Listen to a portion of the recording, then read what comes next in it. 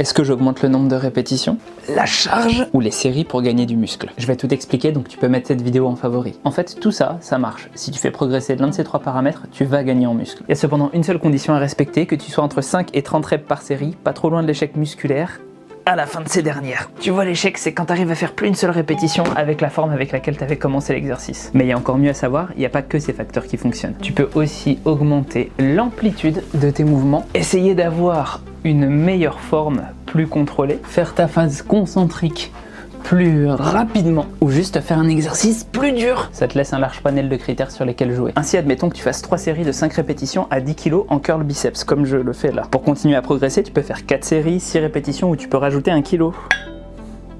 Mais tu peux également augmenter l'amplitude. Bon, peut-être que le curl biceps c'est pas le meilleur exemple là-dessus. Ou tu peux t'appliquer à ne tricher sur aucune répétition. Aller plus vite également quand tu plies le coude, mais toujours garder ta vitesse sur la phase excentrique. Ou tout simplement passer à une variation d'exercice plus difficile. C'est pour ça d'ailleurs que les athlètes de calisthénie sont musclés. Certes, ils n'ont pas le fait de rajouter de la charge, mais ils ont tout le reste et ça suffit largement. Et rien ne t'interdit de progresser sur un facteur tout en diminuant les autres. Souvent, c'est même comme ça qu'il faut procéder. Par exemple, si tu n'arrives plus à augmenter tes charges, tu peux les diminuer et augmenter ton amplitude. Ou bien ça peut être tes répétitions, ton nombre de séries. Seule ton imagination te limite et ainsi tu réussiras à trouver les paramètres qui te font le mieux progresser.